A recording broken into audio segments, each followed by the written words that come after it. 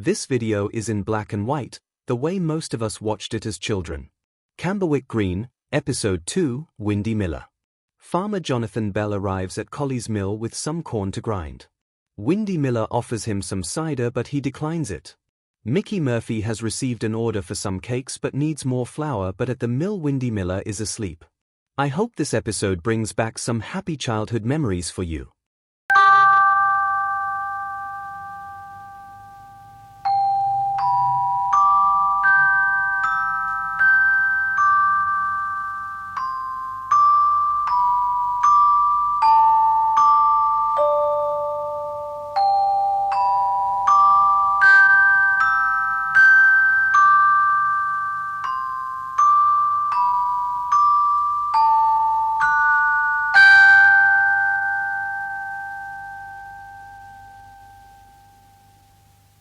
Here is a box, a musical box, wound up and ready to play.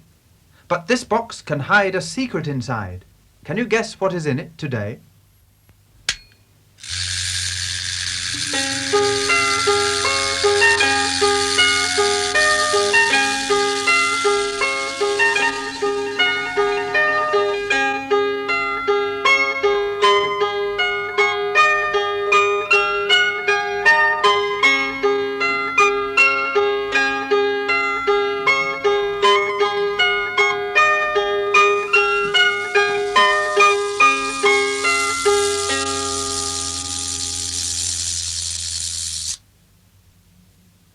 It's Windy Miller.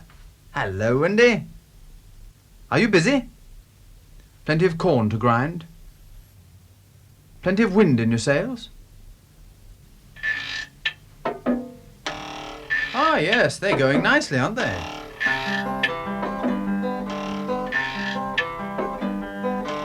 Windy Miller, sharper than a thorn. Like a mouse he's spry and nimble when he grinds the corn. Like a bird he'll watch the wind and listen for the sound, which says he has the wind he needs to make the sails go round. Phew, it's warm work being a miller. Have you any more sacks of corn to move? Ah, you're a lucky man, Windy. You like your work. You're never so happy as when you hear the sound that says you have the wind you need to make the sails go round. This is what Windy likes doing most of all, listening to the sails turning. Windy has lived in Collie's mill all his life and he loves the sound of the wind in the sails. Long ago, when Windy was young, all the farmers brought him their corn to grind, but now they send it to the town, to the monster mechanical millers. Windy doesn't care. There will always be some farmers to bring him some corn, like Farmer Bell here.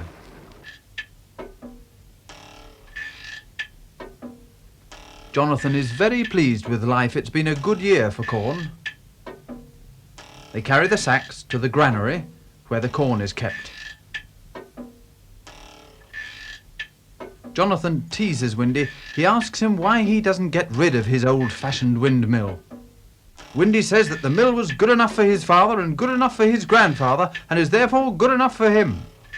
Besides, the modern machinery doesn't make such a nice noise.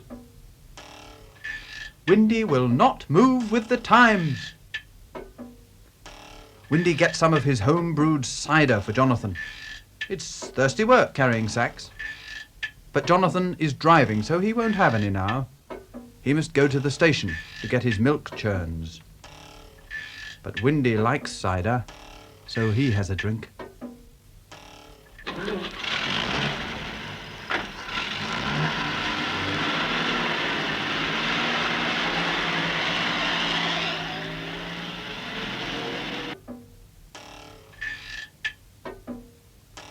Windy looks at his mill proudly. No one will make him change anything. Cider is very good, but it makes people sleepy. Windy's cider is very strong cider. Windy Miller is suddenly very sleepy.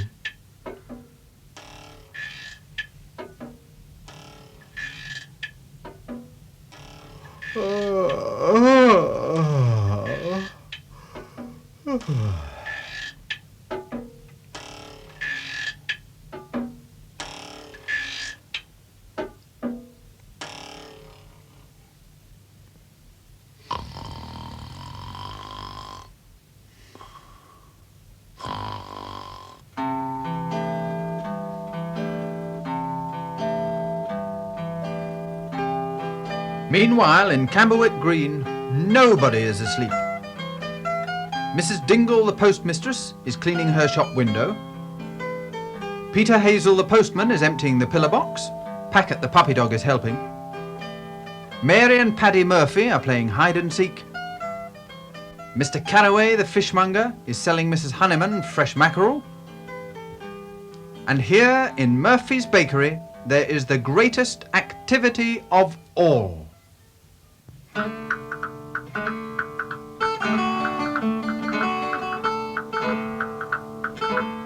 Mr. Murphy is a master baker, pudding, pie and pastry maker, biscuits, buns and birthday cakes. Everything is marvellous that Murphy makes.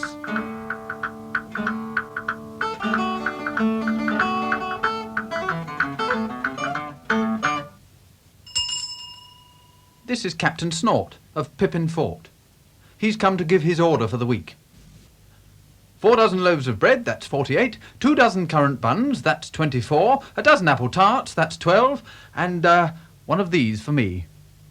Very good, sir. I'll see that your order is delivered today. Now Mr. Murphy can finish his cake making. No, another customer. Mrs. Honeyman from the chemist's shop, and the precious baby.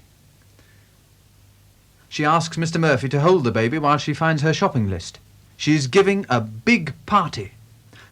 She needs 15 tea cakes, 15 macaroons, 15 chocolate eclairs, 15 meringues and a large currant loaf. And talking of currant loaves, did I ever tell you of the time Mrs. Varley tried to make a currant loaf? And Mr. Murphy has to hold the baby while Mrs. Honeyman, who never stops talking, gossips and gossips.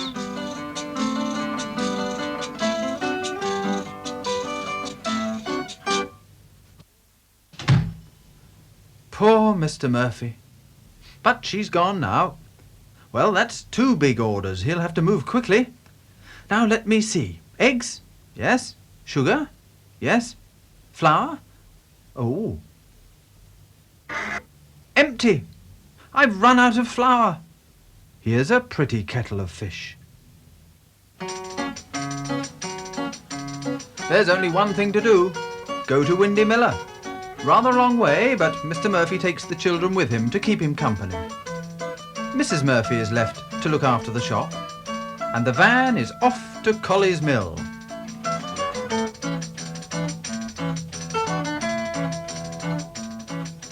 Driving along with the baker's man in a rackety-tackety baker's van. Each loaf and cake the bakers bake will roll and shake as our rounds we make with the baker man in the baker's van, the rackety-tackety baker's van.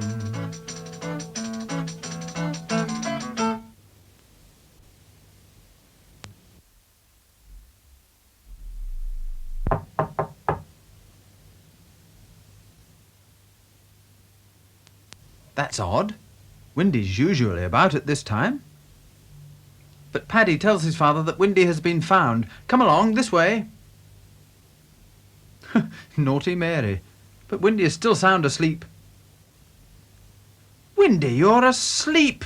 Wake up, please. I've run out of flour, Windy. I must have some immediately. Don't worry, Mickey, says Windy. I will grind you some straight away. Come with me. Oh, dear. I'm afraid the wind has dropped. Poor Mr. Murphy, he'll never get his baking done now. But Windy doesn't despair. When he was a boy, people had many odd ideas. He is still a great believer in whistling for the wind. Come along, children, he says. If you want the wind, you must whistle for the wind. Like this. Now you try. And again.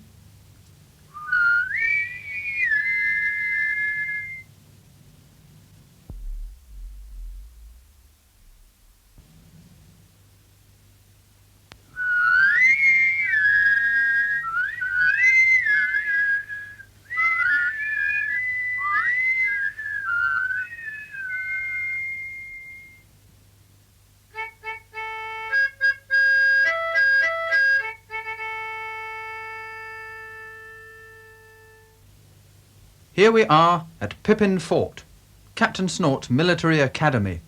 It is time for an exercise.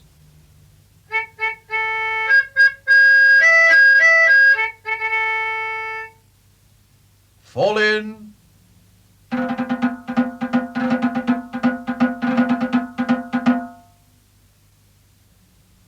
Sergeant Major Grout takes a deep breath and orders, "Attention!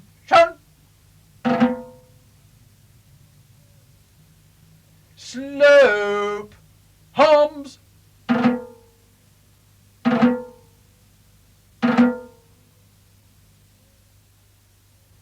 Order! Arms!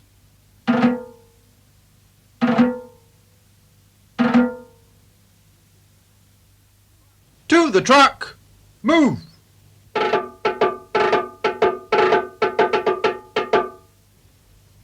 The Sergeant Major reports to Captain Snort that the boys are ready to drive off to Camberwick Common to play their tracking games.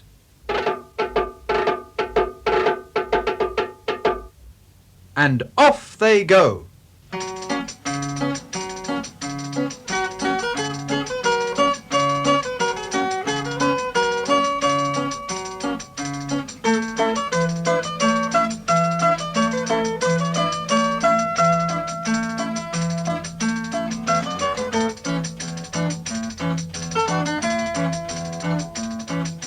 Driving along in an army truck, in a humpity-bumpity army truck.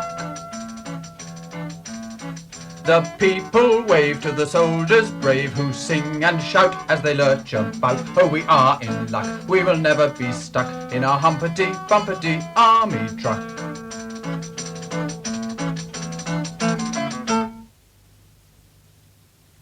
At Colley's Mill there is still no sign of any wind. But suddenly Windy sees the army truck approaching. Look! He's going to stop it!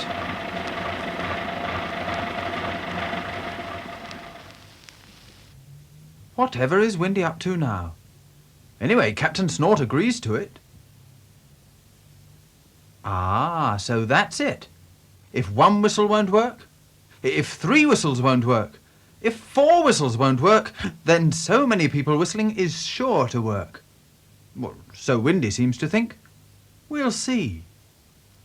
Sergeant Major Grout gives the order. Company! Whistle!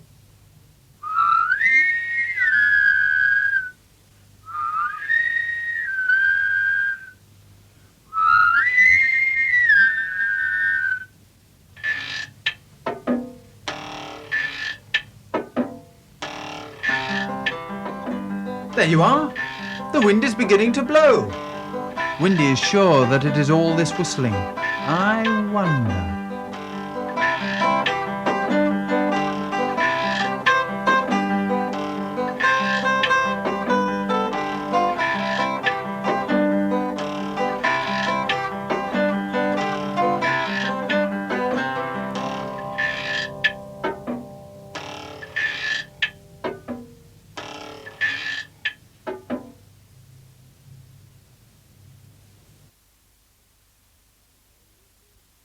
Hello, Windy. Did Mr. Murphy get the flour he wanted? That must have made him very happy. And you are happy too, because you hear the sound that says you have the wind you need to make the sails go round. Goodbye, Windy.